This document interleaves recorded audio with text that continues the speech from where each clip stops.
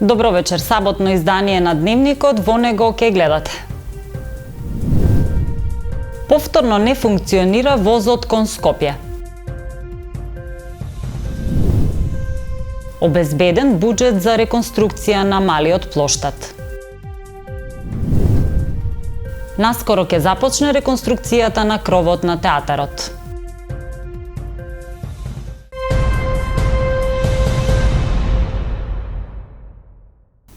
Жители на неколку кумановски села десетина дена се без железнички превоз. Укинати се возовите на редовната линија Скопје-Табановце. Најзасегнати се жителите од Романовце и Табановце кои на работа во Скопје досега заминуваа со воз. Велат, во моментов најисплатливо е да се користи воз, бидејќи картата за автобускиот превоз е доста поскапа. Жители на Романовце, Табановци и околни села повторно се без железнички превоз. Веќе десетина дена не функционира линијата Скопје-Табановце. Револтирано раскажуваа дека повеќето од нив работат во Скопје, а превозот со воз им е значаен бидејќи е значајно поевтин и побрз, иако дневно се обраќаат само 4 возови. Нагласуваа дека интересот за овој превоз е особено поголем по последното покачување на билетите за автобус. Билет за воз во еден правец до Романовце чини 80 денари или 120 денари повратен, додека автобуската карта до Скопје е 170 денари во една насока. Дел од жителите од Романовце работат во Скопје. Исто така имаме и студенти и вработени што патуваат со воз. И поевтино е сигурно со воз, дека картата изнесува со автобус 170 денари. Но повратна карта со воз изнесува 120 денари. Исто така дел од студентите имаат бесплатен превоз, затоа барат жителите. Исто и така се соочуваат и селото Черкезе, Куманово, Табан, исто така има. И од таму има дел од студенти што патуваат за факултет за Скопје. Нема превоз, детево иде за Скопје, путуе, сако сабале се стражи превоз, нема возови, ја не знам зашто се укидани. И така. Како се снаоѓа сега, дали има тоа проблем? Нема проблем, како нема се вале, треба да стане у 5 сати и да тражи превоз кој и да најде превоз кој да го носи за Скопје. Зашто ќе иде? Автобус знаеш дека по 200 динара плаќа превоз, иди натам, иди намо, а куде оно дека нема автобус, него иде чек доле куде моте. Сви користиме и идемо за Скопје со воз, свите идемо, да, супер е. Еве пуштива и автобусов, дека комбе пуштива за Романовце, не имало превоз, не има, сега ни супер. Го користат, не дека не го користат, 70% се го користиле воз. И јас сум го користија, што вика, 99% с него сам путуваа.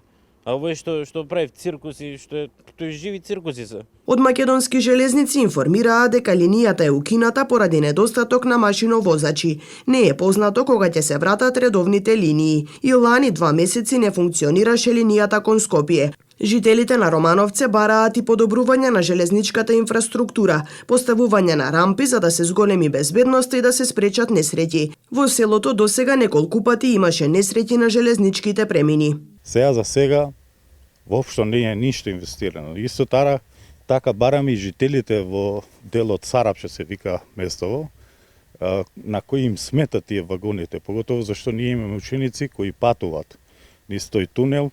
Тој тунел воопшто не е осветлен. Од друга страна и тие вагони што стојат тука веќе 3 години или 4 години, им смета на луѓето зашто не се види видливоста. Ние кога проаѓаме со кола или со земјоделски машини, луѓето зашто работат овдека по нивите идат и тука е сигнализацијата најмалку. Може да гледате дека дел дури и од гранките и дрвата воопшто не се одржуваат за да има повеќе простор и видливост од страна на луѓето што ќе поминат низ пругата. Воопшто од 95-96 македонски железници воопшто дури ни еден праг не го менјал на ова линија Скопје-Табановци. Порано се одржуваше тие вработени што биле порано, повеќе работеа на тоа време, него сега воопшто не се одржува. Може да го гледате и мостот. Ово дека се качи горе, нека провери од Куманово до Скопје дека пола клинови фали на воз. Винаги ондека што ни ги соберев ондека 11 вагона. Нека ги соберев они ондека што ни сметов у поле. Него чекав тендери да ги украдев. Во близина на шините во Романовце се уште стојат и хаварисани вагони од товарниот воз кој се излизга пред речиси 2 години. Обезбеден е буџет за реконструкција на малиот градски плоштад, но и за реконструкција на Соколана, спортската сала. Информираше првиот човек на Куманово, Максим Димитриевски. Градоначалникот на општина Куманово, Максим Димитриевски, информираше дека во буџетот за 2023 година се планирани 1,7 милиони денари буџет за реконструкција на Соколана, 19,7 милиони денари буџет за реконструкција на спортската сала и 40 милиони денари за реконструкција на малиот градски плоштад во Куманово. Тој истакна дека сега, откако е реконструирано главното спортско игралиште во комплексот Соколана, се планира реконструкција на останатите спортски игралишта во комплексот, како и реконструкција на матичниот објект Соколана.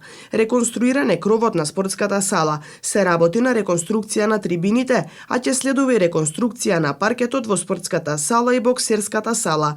Во следните фази се планира реконструкција на сооблекувалните, санитарните јазли, партерно уредување на комплексот, нов семафор како и други интервенции за обнова на објектот, рече Димитриевски. Тој потенцираше дека малиот градски плоштад ќе блесне во полн сјај, задржувајќи го автентичниот изглед со сите значајни спомен обележја за наше Куманово.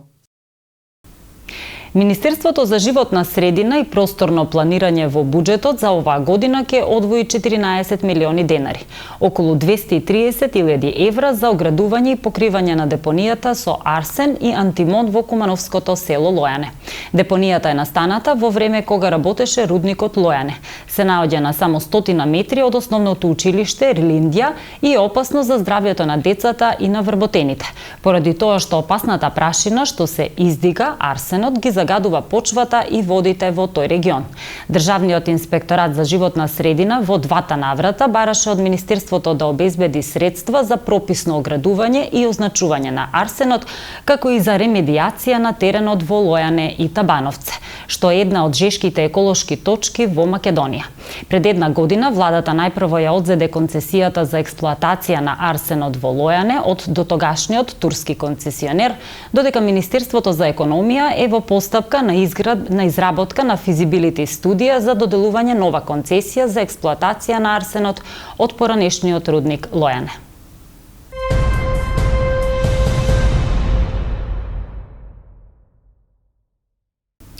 При крај е втората фаза од реконструкцијата на Кумановскиот театар.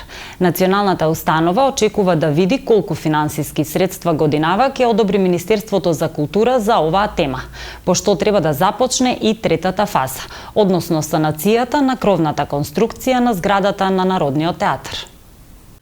Завршува втората фаза од реконструкцијата на Кумановскиот театар. Надлежните од Центарот за култура очекуваат да видат колку финансиски средства годинава ќе одобри Министерството за култура за оваа намена, пошто треба да започне и третата фаза, односно санацијата на кровната конструкција на зградата на Народниот театар. Доколку се оди во ред со одобрување на финансиските средства, би требало крајот на месец март да започне со реализација трета фаза кровна конструкција. Доколку оди според предвидената динамика, крајот на 2024 би требало да се пушти во употреба театарот, меѓутоа зависно од тоа колку пари ќе ни се одобруваат, вкупно има 7 фази на реализација на театар Куманово, доколку 2 фази се направат во една година и доколку има финансиски средства и доколку нема непредвидени работи, тоа би можело да се реализира.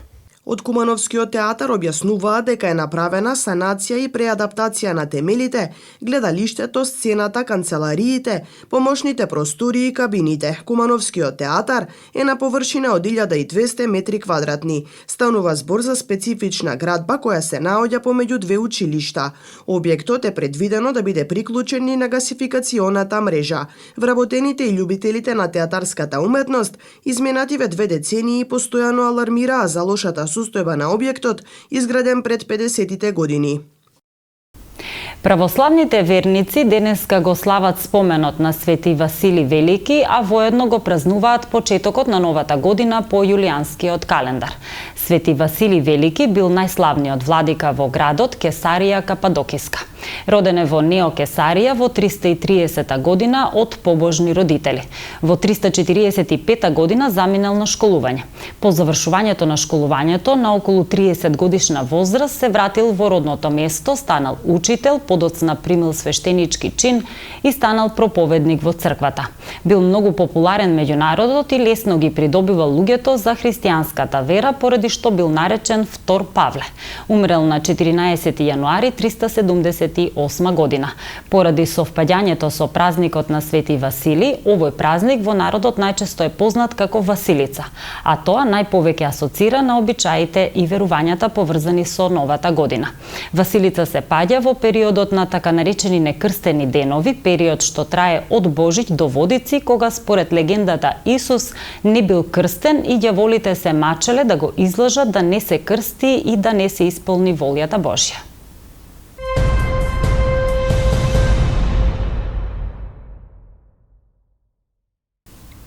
Во продолжение вести од Македонија, новинар Елена Георгиевска.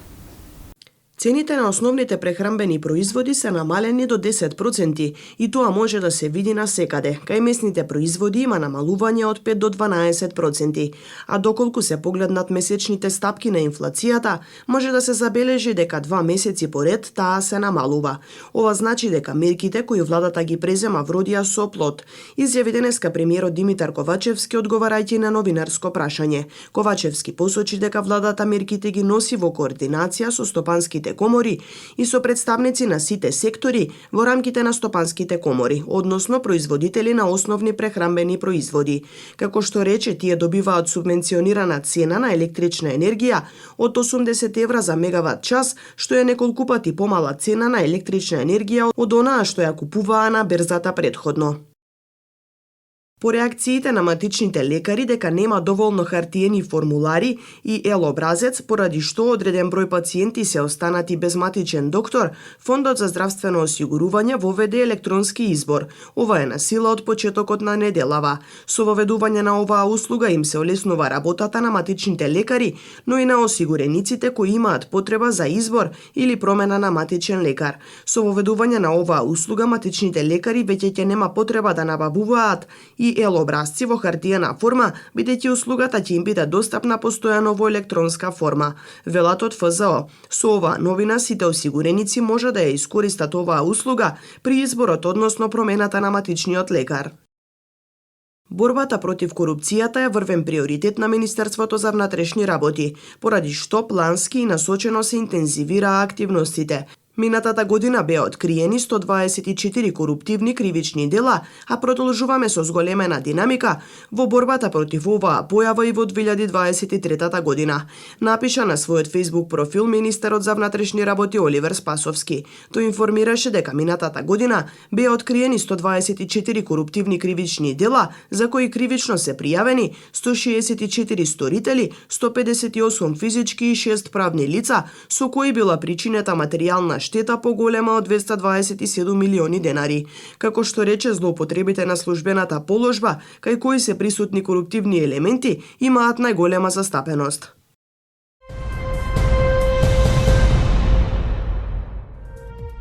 Времето денеска во Куманово беше променливо облачно. Максималната температура се искачи до 6 степени, а минималната беше минус 2 степени Целзиусови.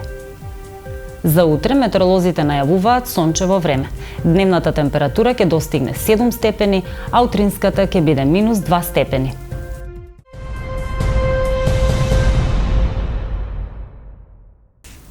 Тоа беа најновите информации. Ви благодарам за вниманието. Имајте пријатна вечер.